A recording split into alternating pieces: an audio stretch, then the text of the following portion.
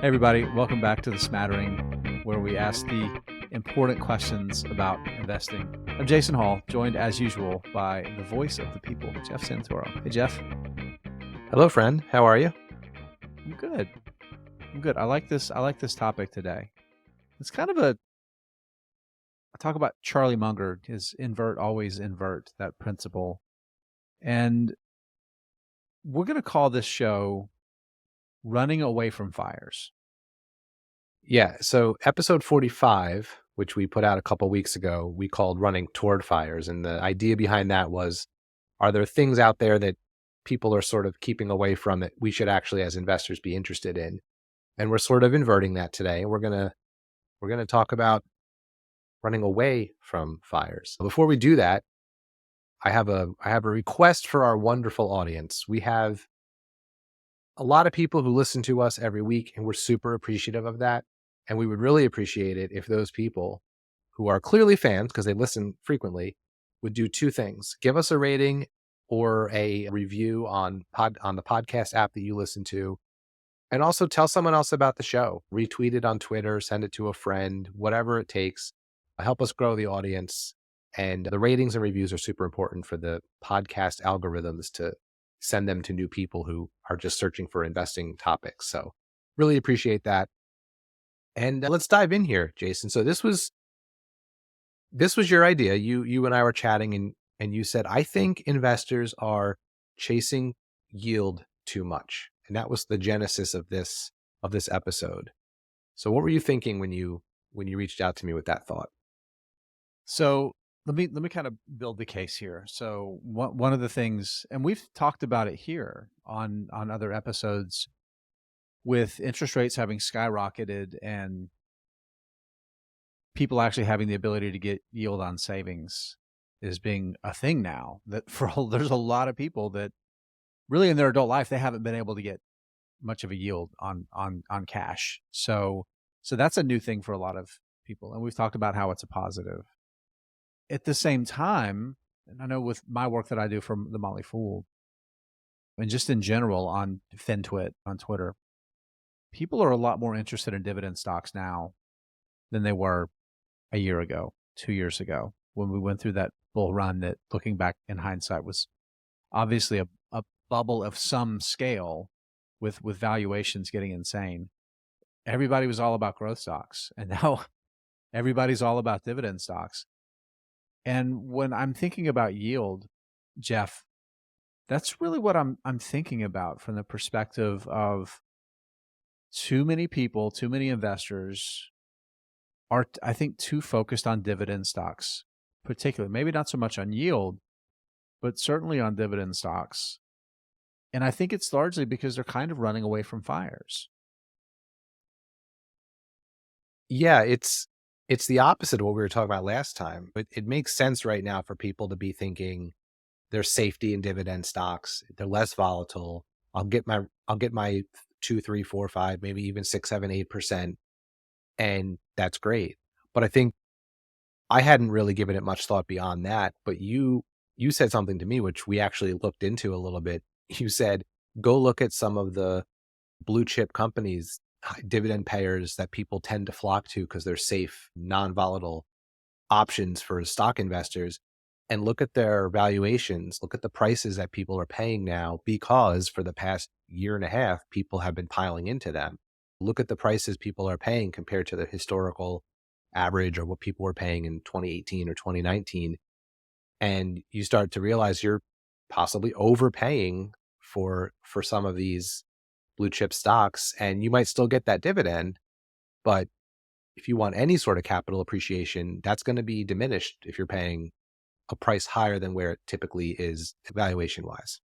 Yeah, we're going to give a few examples here because I think it's important to kind of illustrate this point. But I want to draw kind of a delineation, Jeff, between thinking about, again, savings, cash savings versus investing. I'm going to pull out the toolbox here, and we've all got our financial goals out there that we're trying to reach. And I think it's so important that people think about using the right tool for whatever the job at hand is. And unequivocally, it is a good thing that more people are putting more money into high yield savings. It's unequivocally, it's a good thing. And you've seen it.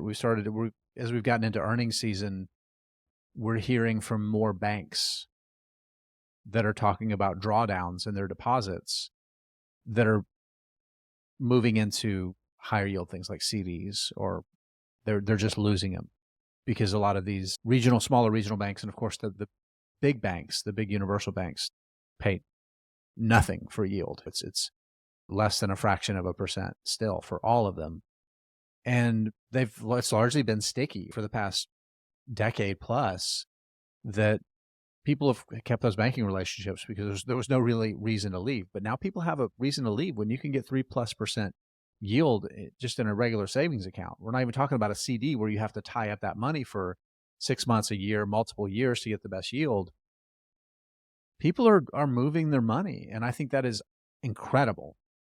Even though, and this is another thing, Jeff, I want to mention too, is that I've seen a little bit of kind of talk out there in the Twitter sphere, particularly there's a lot of really good, like, people that are advisors or they work for money managers that are pretty active on Twitter, and they talk about the realities that you think about even getting like that 3% yield, like the real yield when you factor in inflation, it's actually worse than cash was 2 years ago or 3 years ago when inflation was de minimis and you weren't getting any yield.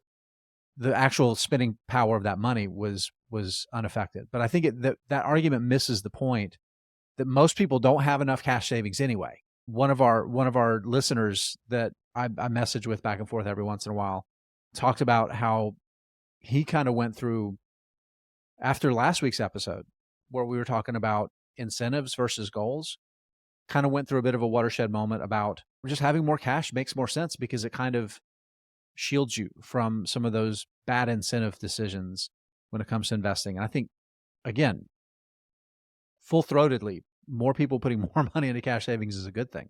More people buying Walmart stock is not a good thing. Walmart's a good company. It's a wonderful, wonderful company. And it's going to outlive you and I and outlive it's going to be around for maybe centuries. I mean, it realistically could be. But it's the kind of company that, again, thinking about the toolbox, Jeff, thinking about stocks, if you're picking individual stocks, you need to be doing it for a specific reason tied to that individual stock being able to do better than some other way that you can deploy that same amount of capital. We talk about stocks as a long-term wealth creating tool.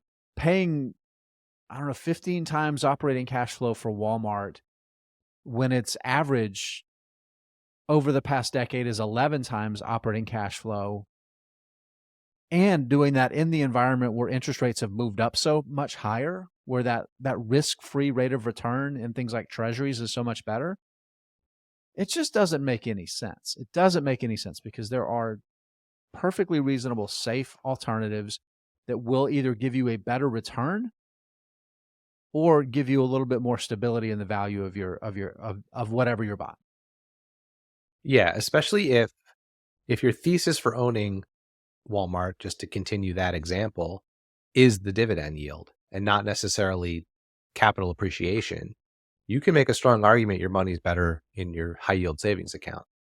If your thesis for owning Walmart is capital appreciation in addition to the dividend, then maybe you can make an argument that it's still worth investing in. But to your point, right now, we went through Walmart, Procter and Gamble, Costco, Home Depot, Lowe's, and all of them are trading for between a little bit and a significant amount more than they historically are on a price to operating cash flow metric. So yeah, it's interesting when you actually start to look at it. And it makes me think, and I don't know if you want to go here now or talk about it later, but I'm starting to think like maybe it makes sense to think more about those beaten down, high flying, previously super overvalued like tech stocks that are out of favor right now. I don't know. Maybe that's the place to go. Yeah, I like that idea directionally. I think it's a really good idea. But you and I, we've actually been engaged in a kind of a group chat with Jim Gillies, who we've had on the show, is a noted value investor, really focuses on cash. He describes himself as a cash flow nerd, I think, so if you look on his Twitter profile. But in terms of like the accuracy of his stock picks and his, he's got a great record and he's earned it, right? So he talks his game. But one of the things that he brought up, and something that I've kind of struggled with, is even thinking about the idea of dollar cost averaging into some of these great businesses, because Walmart's a great business. You know what else is a great business? CrowdStrike, Datadog. These are great businesses too.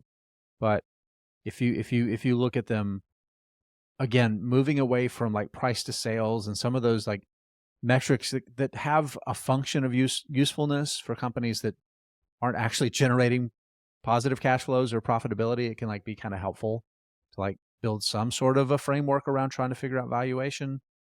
But these companies do generate positive cash flow, and they still trade for, I think you could say, crazy valuations, but they're also growing at crazy high rates still. But the argument is, which is going to come down first, the valuation or the growth rate? And the reality is that if you're going to pay 50 times cash flows for a company, you're counting on its revenues continuing to grow at a very, very high rate, and it converting those revenues into increasing amounts of positive operating cash and free cash to justify that 50 times cash flow today. So when it does trade for 20 times cash flows or 15 times, hopefully that's 10 years from now, it's generating 10 times as much cash flow or 5 times as much cash flow, whatever the number needs to be to justify the today's price to get you a market beating return. Yeah. So I'm looking at CrowdStrike right now, just as an example, right? Because we were just talking about that. So right now, CrowdStrike trades for 30 times operating cash flow. Its historical average as a publicly traded company is 203 times operating cash flow. And a lot of that is from when it was a newly public company. It kind of crashed down from and it hasn't been a publicly traded company for very long. I think to 2019, I think it IPO'd. So I think you have to look at that. It's easy to look at that and say, holy cow, look how much cheaper it is than it was. But then if you go back, disconnect and objectively say, holy cow, it's still crazy expensive. right? So even if you exclude that, like the crazy IPO part of it, and just look at the last 3 years, right?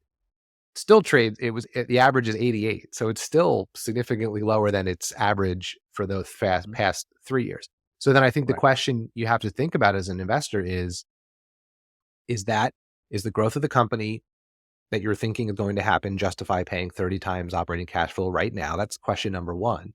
But then question number two, I think, is like, so is that better than paying for Procter and Gamble if it's trading for also 20? Procter and Gamble right now trades for 25 times operating cash flow, and its average over the past 10 years is 18. So that's something to think about.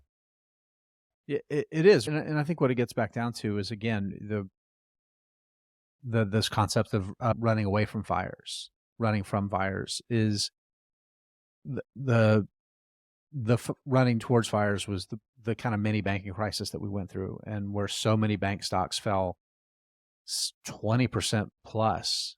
And as we've gotten through earnings season and we've learned and we've heard from them, their balance sheets are fine. They didn't lose a bunch of deposits, right? They're seeing that same drift that we talked about earlier with people moving more towards high yield stuff, but they're not facing an existential crisis by any means.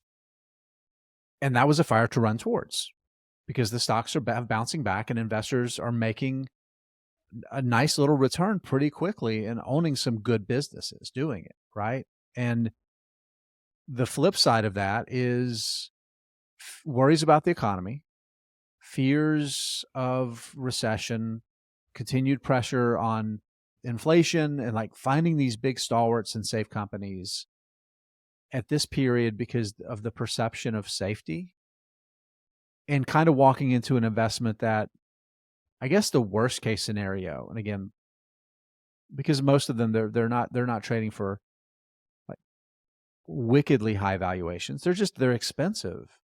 And if you hold them for 5 years and things just go bad, you might lose a little bit of money, right? You're probably going to make some money and you're going to get some yield. And again, thinking about the data dogs and the crowd strikes, there is still a little more potential for maybe a binary outcome. Maybe not for CrowdStrike at this point. Because I think it's just gotten to a certain scale where it's just such a cash cow. Its business is so important. It's such a growing market that, again, it trades for like that 30 times cash flows. Even if it somehow we see it normalize all the way down to 15 times cash flows,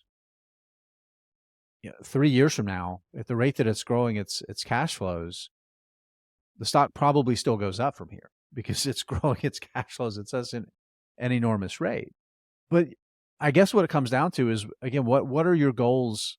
What are you trying to solve for? Are you trying to own the investments that are going to give you the highest rate of potential growth with like that volatility risk that the wheels could come off and it could get really bad? That's where the CrowdStrikes and the data dogs fall, I think. Yeah. And I don't pretend to have any answers for this. I've been thinking a lot about it for my own investing, partially from that conversation we had with Jim, where the point he was trying to make was because he was making a point about value investing, and I pushed back a little bit and said, but what's wrong with dollar cost averaging into a company that you initially bought at too high of a price, right? So let's say you bought Datadog in mid to late 2020 and you paid, what I'm looking at the chart now, you paid 300 times operating cash flow for it. What's wrong with buying it at 190 times or buying it at 60 times or buying it today at 48 times if you believe in the business and you think it's good? And, now I guess the answer is like, well, you could still be buying it 5 years from now at 10, 15, 20. So there's that side of it too. But it boils down to the growth rate, like I said. And he pushed back and said, well, he basically said, you better be sure that that's the right, that's the company. Yeah. Because and then the other thing I've heard a lot as a newer investor is there are some companies that have never been cheap and have been fantastic investments for stockholders. Like I get it. Not every company is Amazon, but that's the one you always hear, right? And we looked at Amazon too, and it always traded for a hefty price to operating cash. Here's some numbers for Amazon just to put it in context. So from its IPO through the end of 2011, it traded on average, the average price to operating cash flow was 118 times. Those first few years were a lot higher than that, right? Part of because it was negative. It was burning operating cash flow for a number of years. And then you look at from the beginning of 2012 through present, the average is 29 times. So the key, and I think this is really important, and this is why Amazon, I think, is the one that kind of proves to a certain extent Jim's point, is that when everybody says, well, Amazon did it, okay, who else? Right. Find 20 more, find 20 more, find 5 more. That's the hard part. And I'm not saying it's not. Like, I'm not saying Jim's wrong. I guess my point is like, it is possible, if not very difficult, to and that's also an extreme example, right? That's an example of a company trading at triple digit price to operating cash flow. And where you can probably find better examples where the average is 25 and now it's just, so that's a little bit of an extreme example, both in how positively it turned out, but also how absurd the metric what that we're talking about was for so long. So I guess the reality is that the thing and the things that led to Amazon being this dominant, very profitable business are things that honestly they started off kind of tangential to its core business and then became the profit drivers, right? Like advertising's becoming a big profit driver, AWS, all that stuff. Those weren't the thesis. They weren't even close to the thesis. Netflix, on the other hand, it was like, okay, we're mailing DVDs to people for a fixed monthly fee, And okay, so now we're going to do streaming. And that's been their business model the entire time. And Yeah. now it's okay, we're going to do advertising now too. So we've seen those changes, but it's been the business has been the business. And Amazon is exceptional in so many ways. And I think that's your point. Yeah, and I think if I'm going to take away the overall point I think Jim was trying to make, it's basically don't overpay to begin with. I think Yeah. that's his main point. Price Right. matters.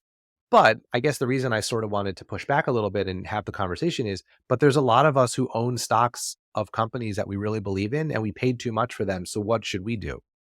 And that's where the conversation came from. So, Well, so I, circling that back around to the idea for this show and running away from fires is I think largely you're right. I think, and here's another part of it too. I mentioned the Dow bar study before, the quantitative analysis of investor behavior that looks at how basically individual investors, so this is removing like the large pools of wealth, so like funds and pension funds and these large money managers, removing them and just looking at individual investors. Like we always underperform every index of whatever it is, every asset class, we're always worse.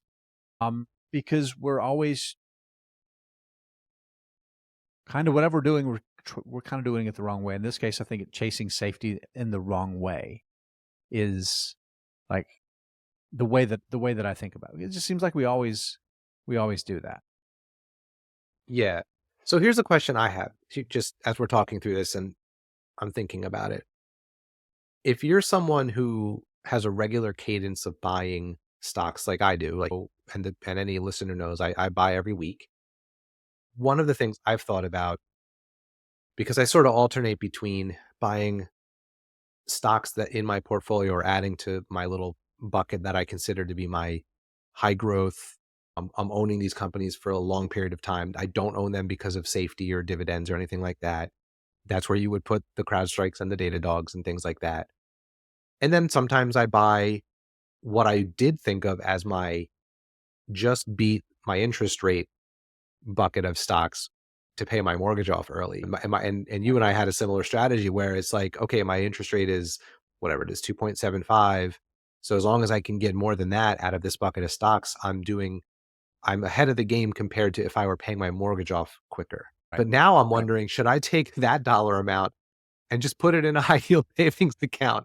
Because that's getting a higher rate of return than my interest rate is. Like, should I even be, if I really want to continue the strategy of taking my extra mortgage money and buying stocks with it, I'm starting to think maybe I should take that extra money I could pay my mortgage off with and just put it in my savings account. Well, yeah, just don't buy Target. I mean, I think that's part of that's part of the lesson.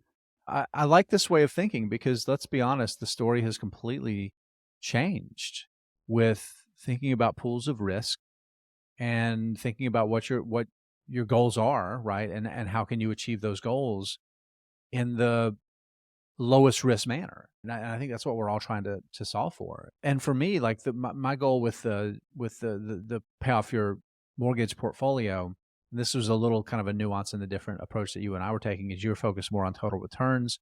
I'm focused more on yield, right? Making sure to invest in, and it's arbitrary. I get that. That's fine. But these frameworks, they're always arbitrary in some way.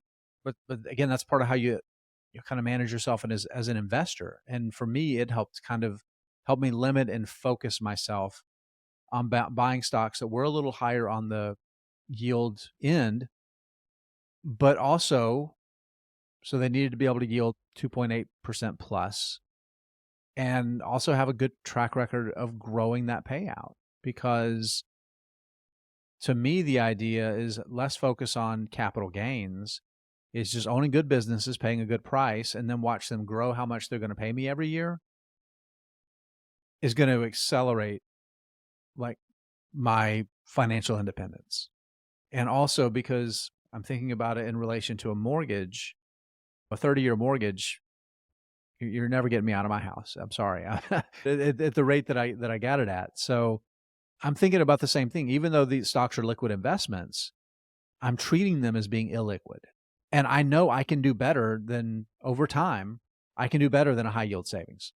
I know that the yield on cost, it might take me time to build it up, but I know my yield on cost, 5 years, from the time that I first began doing this should exceed 4%, because the price that I paid and the ability in aggregate for these companies to grow their dividend is going to be better. And I don't know that I'm going to be able to count on that in cash savings, and I don't need the cash as cash.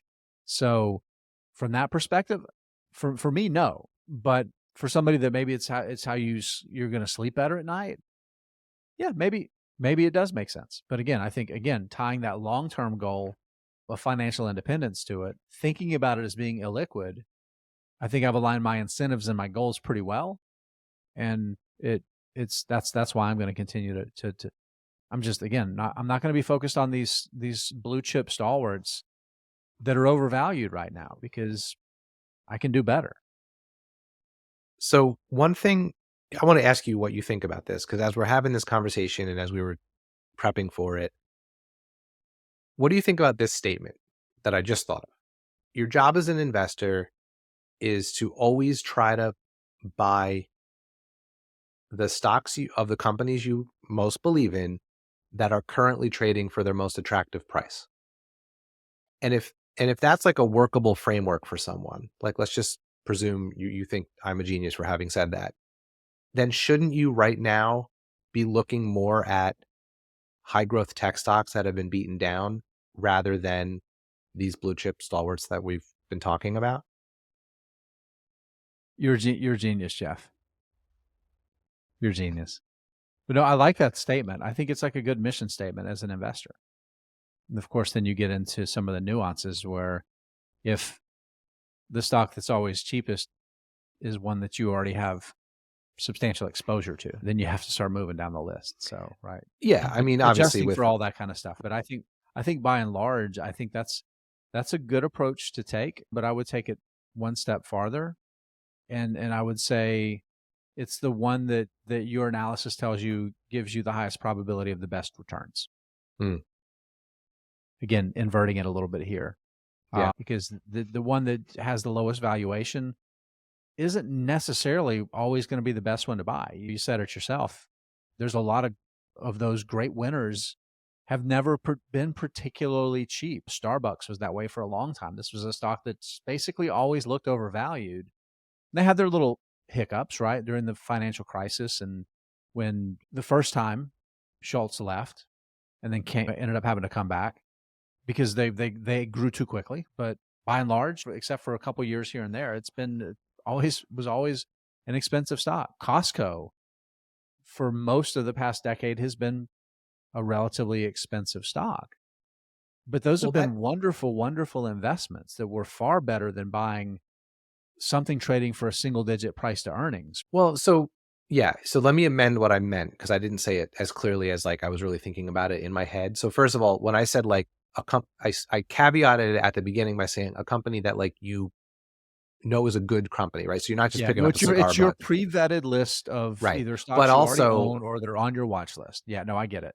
but I think the way I was thinking evaluation when I said like the cheapest is really more about like relative. Maybe I was thinking of it more like relative to its historical. I guess this is the difference, right? So this is where, because I'm not super good with doing like reverse discounted cash flow calculations and figuring out the projected growth moving forward and what a fair price is now, which is like the by the book way of doing valuation. I do a lot of looking backwards and comparing to historical averages as a way of just sort of getting a ballpark of how expensive something is. So like, just because I have it on my screen here from our previous conversation, like looking at Datadog over the past 10 years, I see the average price to operating cash at 196 times, and today it's at 49. And I know 49 is really expensive, but man, it's a lot lower than 196. And I know that that's not the whole story, and I can't make all my decisions based on that. Mm-hmm. But I have to admit that that's compelling to me, that yes, it's still expensive, but who knows, maybe 20 years from now, we look back and go, well, Datadog's one of those huge winners that was never really cheap, or not. That's why investing's hard. That's exactly why investing's hard. And this is when it gets back to frameworks, right? The idea, there's not, get ready, people. I want you to write this down. This may be the most profound thing you will ever hear me say. Well, that's a low bar. I mean, let's be Touche. honest. It's true. Jeff's right. There is no investing instruction manual. Oh, there's tons of them out there. There's all kinds of how-to guides, but none of them really tell you exactly how to invest, because Yeah. essentially every single person is different, right? And whether it's your mental makeup, your financial situation, your biases, the way you think about stocks, the capital you have to deploy, all of your different financial goals, your incentives, all of those things makes it a little bit different for everybody. And that's why I think a framework is so much more valuable than something like just like a how-to instruction manual sort of thing, because it helps you think about how to think about it and then make a decision based on that and not telling you what to do. Right. And I think I like using Datadog as an example because I've been building my Datadog position over the past 6 to 8 months. It's a stock I've probably have bought the most frequently as I've been like, what should I add to this week? What should I add to this week? And I'm doing that completely knowing that it's still, I'm not, I haven't been dollar cost averaging into green. It is Right. still, it is Right. still a losing position for me because it continues to get cheaper and cheaper. And this conversation that we're having and the one we had recently with Jim has made me think like, okay, maybe I'll pump the brakes on this one a little bit and think more about it. Because to your point, there's no instruction manual. I'm just trying to use my frameworks and think about things and get better and better. But I think being willing to challenge the way you've thought about stuff is a super important skill to get better. I hope I'm better a year from now. Yeah, that's a really important idea right there, is having your ideas challenged. You mentioned, we've talked about this before. There's a lot of people listening to this podcast, Jeff, because they don't really necessarily, they don't have a friend or somebody else that in their life that's weird like we are, that loves talking about stocks and investing. And that's normal. I think that's more common than the relationship you and I have. And then of course we have all of our peers professionally that we do work with. So we have that network of people that we can reach out to. And you and I, we text every single day. And almost every day there's something about a stock or something investing related that's part of our conversation. And one of the things that helps us both is we do have different approaches and we think about it differently. Because if you find somebody that invests exactly the same as you and that thinks about it the same way and is like-minded, you're going to build the best echo chamber in the world, Yeah. and you're not going to get better. And that's the key. And that's the key. And it would also, one of the things that these conversations make me always think, because we always come away from them without any answers. Like, I feel like our podcast could be a how to invest, except it would be like, how to invest? Yeah. It would be like a question. But one of the things, this last week or so, as we've been talking through this, I've been thinking like maybe the fact that I am mostly invested in index funds is a good thing. Like, one of the things Jim said to us was the thing he recommends, the only, well, not the only thing, but one of the only things he recommends dollar cost averaging into is an index fund. And I was like, oh, so it's a good thing that I just happened to not get into individual stock investing until I was 40 years old. So I have 20 something years of dollar cost averaging into an index fund to sort of fall back on. And it also, it's another kind of in my thinking through like my toolbox, but also whenever someone does ask me about investing, and I never ever give advice because I don't feel like I know anything. But I guess the only thing I would say to people is like, at least just start with an index fund or an ETF. Like, if you put a little bit into whatever, if you want to do the whole index, an index fund that tracks the entire market or the S&P 500, so that you start investing and then sort of branch out into individual stocks as you want to. And then you don't have to make all the right decisions right now because the individual stocks end up being 4% of your total portfolio or something like that. So that's another thing that these conversations have made me think.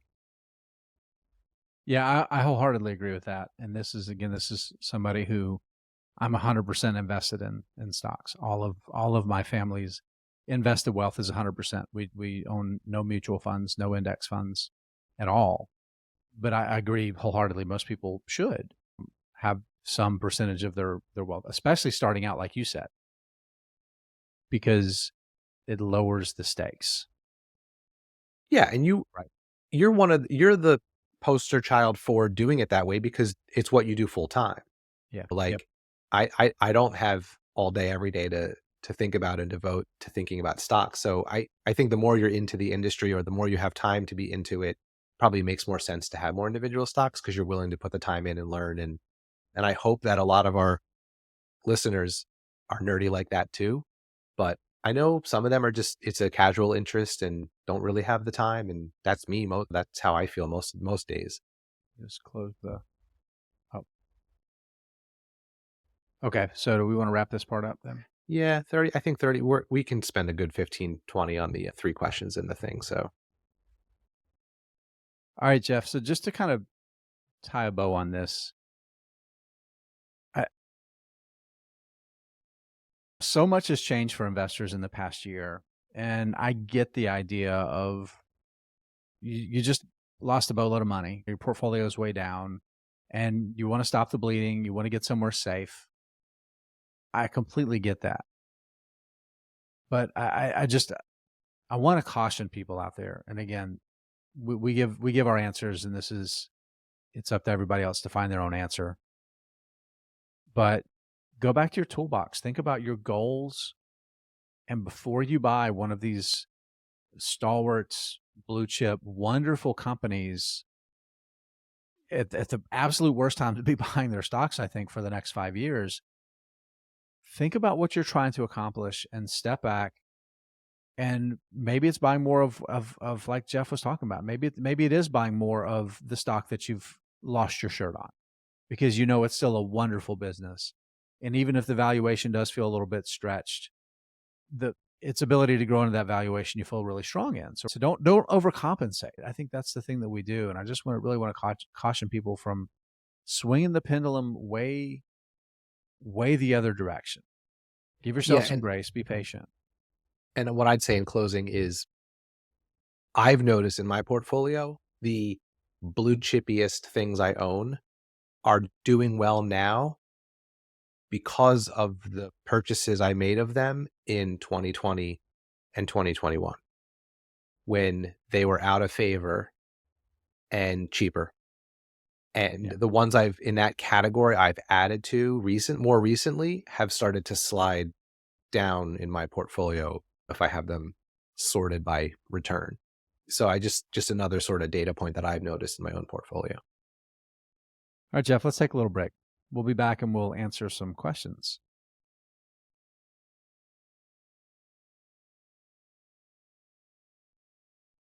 Hey, everybody, welcome back. We've got a mini edition of our mailbag coming up. We got a few questions that folks have just been sending in to us over the past few weeks. And then we had another question that somebody responded when we put out the request on Twitter. So, Jeff, what's our first question?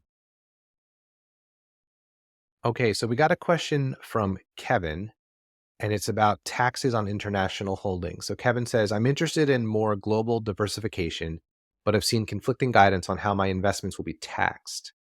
Total Energies, ticker symbol TTE, caught my eye. Total Energies. Oh, Total Energies, excuse me. It's a French company. I'm not even going to try to do a French accent here. It caught my eye in part due to our podcast. Thank you. But France taxes dividends and capital gains differently than the US. I read about the existence of treaties that allow me, a US citizen, to be taxed at my home country rates while I own shares of this French company. Is that how this works?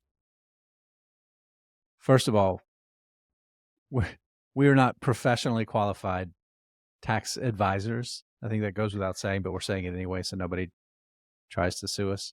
I'm not professionally qualified to do anything, but certainly not advise on taxes. So yes. Okay, that's mostly true, Jeff. I won't defend you.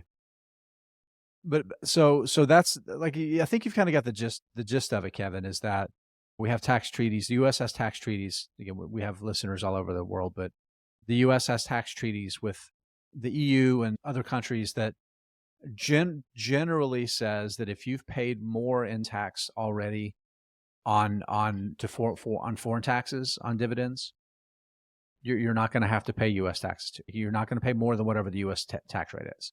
Generally, that's the way it works.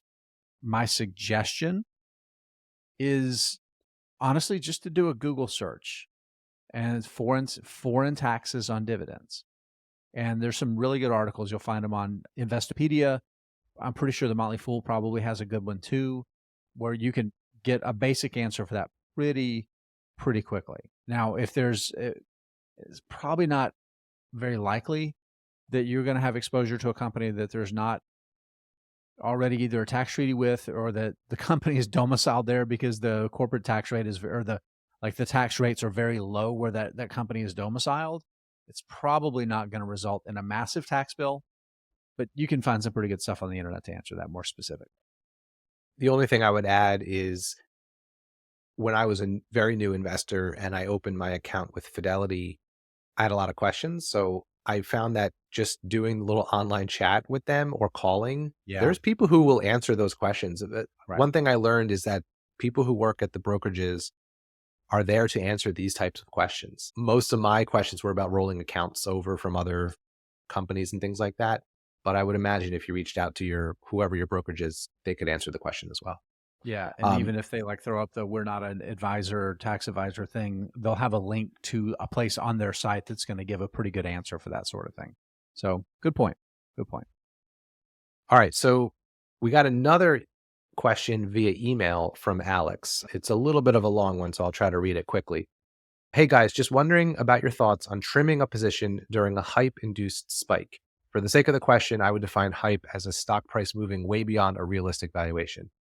I have used this strategy twice now where I sell part of the position, set that money aside, wait for the price to drop back down, and then use the proceeds to buy a higher number of shares. It's worked pretty effectively for the first time. The second time, not so much. I sold shares of NVIDIA at 194, feeling that was a reasonable valuation, would be around 100. I thought maybe after peaking over 200, it would drop back down to at least 150. In the short term, this has been incredibly dumb because NVIDIA is currently over 270. So he closes by saying, I'm still confident that I don't want to be overexposed to nosebleed valuations, so I don't regret my decision, but I'm starting to question if I'll ever get the opportunity to execute step 2 of my brilliant plan. Not in a hurry, but definitely feeling a bit of a goober. Any thoughts? Cheers, Alex. So I will say, you're not a goober. This is actually a really good question, and I think something people think about a lot. I'll say one thing that I thought about, Jason, and then I'll turn it over to you. I don't think there's anything wrong with trimming a position where you think the valuation has gotten whatever you consider to be too high. Just know that if you're wrong, you're selling part of your position and you're not going to be able to realize any gains after that. But my question back to you, Alex, would be, why not use that money that you get from trimming to buy just a different stock that you have high conviction in at a better price? I don't know that you have to always wait for NVIDIA. I would think of it personally, if it were me, more about taking that cash from the trim and just thinking of, this is money I now have to buy any company I have high conviction in that I think is at a better price. And maybe down the road, you have cash from some other sale and NVIDIA is there where you want it to be and you buy more then. What do you think about it, Jason? Price anchoring, recency bias. Are you trading the stock or are you owning the stock? Are you owning the business? The market can stay irrational longer than you can stay liquid. I could keep going on. Directionally, I think this is probably a mistake for most investors to try this because you're trying to time the market. You're trying to get the perfect price and you're focused on the price now. And again, there are times where I wholeheartedly agree with Jeff. I think it makes sense. If you have a stock that's been a very big winner for you, or you made a large initial investment and it's now an outsized portion of your net worth, and you're talking about material harm if things go poorly from there, selling all or a portion makes sense because you're protecting yourself to the downside. This feels like trying to get it perfect, right? Trying to buy at the perfect price and sell at the perfect price. And unless you're a full-time trader, this can be really difficult to do. And you think about it, particularly with a stock like NVIDIA, where there can be hype that surrounds it. It can be driven by so many factors, but it's also a really, really, really good business and a company that can get an order of magnitude larger over the next 15 years. And you have to start thinking about, okay, that 270, that number that you're talking about, how long were you planning to own NVIDIA, right? Again, assuming everything goes swimmingly and the business plays out and the thesis is good and they keep building out all of these other little businesses with AI and autonomous vehicles, et cetera, et cetera. All the stuff they're doing, it works. Let's say everything works. How long do you want to own the business, and what do you think it could be worth? And this is where I think one of the risks of selling an NVIDIA on valuation in the near term can blow up in your face, is because you may never get back to the price that you want. And you're always going to anchor on the price that you sold it for. And you're never going to want, and I'm saying you, not to you, Alex, but you broadly, it's really hard to pay a higher price than the price that we sold it for. It's so hard to get past that. I'm not saying go buy back your NVIDIA shares and make your position whole. I'm just saying that you have to decide, is the long-term risk of walking away at this price that you might feel is expensive, is that long-term risk of never being able to get what you think is a fair price going to harm your long-term returns and your long-term financial goals more than just riding it out? I think that's the thing that, for Jeff, it gets back to the reason why most people should own index funds. You don't have enough time to study 100 companies and make perfect decisions all the time. Yeah. The other thing I'd point out, and I was looking at the chart while you were talking. So if you're talking about the price of 194, Alex, and that's the only thing you were looking at, you have to also remember price is not valuation. So I'll give you an example. I'm looking at a chart and I'm just using the number 200 instead of 194 because that's where the line is on the chart. So you could have sold NVIDIA sometime this year, earlier this year, for $200, and it would have been around 90 times operating cash flow in terms of price to operating cash flow. Okay. You could have sold it at 194 or you could have sold it for around 200 somewhere in 2021, and the price to operating cash flow would have been closer to 70. So Right. the price and the valuation aren't always necessarily, the price would have been the same. It would have been cheaper valuation wise in As the 2021. company's financial results change, Right. it's going to change the valuation, and number of shares can change. Like, all those things kind of come into play. So So yeah, my point is the $194 is not always created equal in terms of the actual yeah, value that you're paying. yeah. I think, and again, I want to emphasize this. I think this is a mistake for most investors to try, individual investors, to try to buy their way in and out of what they think are fair prices, because it's just, the system's not. I mean, the entire game is rigged against you being able to do that successfully. So we got one more question. Yes, we got one more from Osan on Twitter. I don't know if I'm saying that correctly. DAMO-SAN. And he or she says, it would be interesting to get your perspective on comparing stocks in an industry, a more value option to the high flyer. Do you focus more on growth and market leading attributes? And at what point does valuation come heavily into it? Example, Splunk versus Snowflake.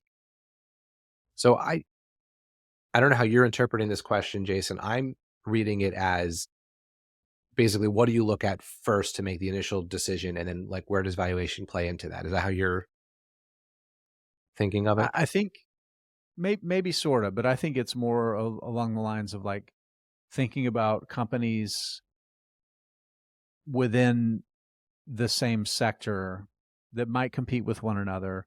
Maybe one's a little bit bigger, more established, not growing at as high of a rate, and one that's been around longer, versus a newer, more startup-y, younger, higher growth company, Got it. and thinking about how to value them compared to one another. And for me, I think it always kind of gets back to starting with cash flows, right? And you start with valuing from operating cash flow and free cash flow. You get kind of a baseline of how the market is valuing them now.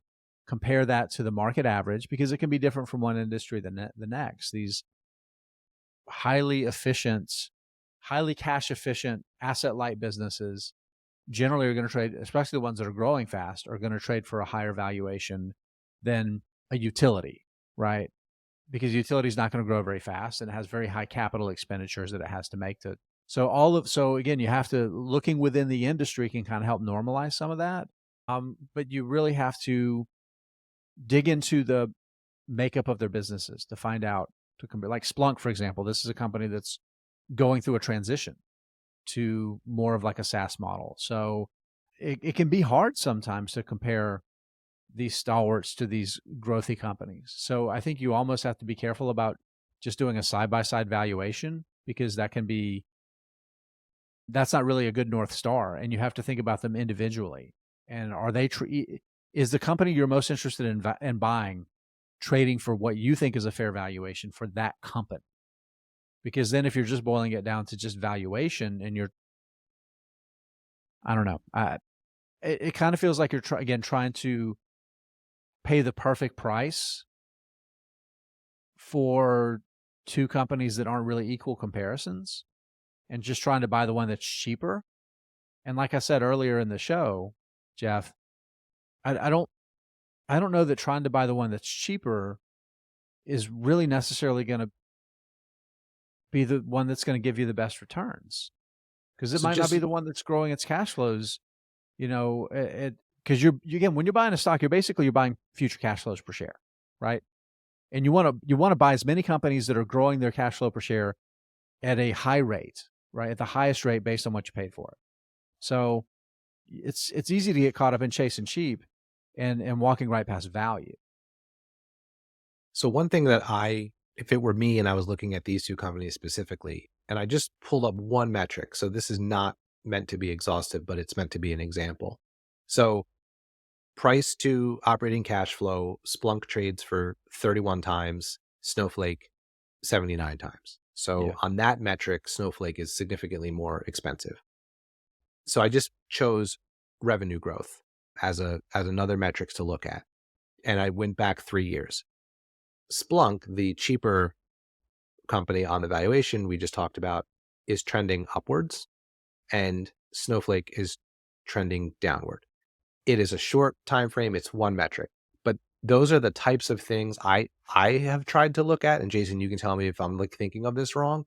I also would look at the same thing with where is profitability heading, up and to the right or down and to the right? Where is operating and free cash flow heading, up and to the right or down and to the right, compared to the valuation? Because that can sometimes give you a little bit more information about, yes, this one might be cheaper versus more expensive, but where are things kind of trending and heading? And then also, where do you think the market opportunity or the growth potential is moving forward from here?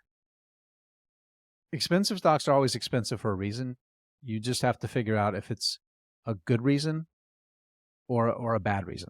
And again, I think those are the blue chips, right? That's the example of, I think they're expensive for a good reason that's bad. They're expensive because people have flocked to them for safety. Snowflake's expensive because it's growing like wildfire, right? So again, but you have to move from there to, okay, does this price make sense for me to achieve whatever my goals are? Okay, Jeff, we have once again done it. Every week we do it. We do. That's right. Okay, friends, as always, we love to give our answers to these hard questions about investing and finance and money and the messy, ugly part of it that is humanity. But it's up to you to figure out your answers, you humans out there. You can do it every single week. I believe in you. All right, Jeff, we'll see you next time, buddy. See you next time.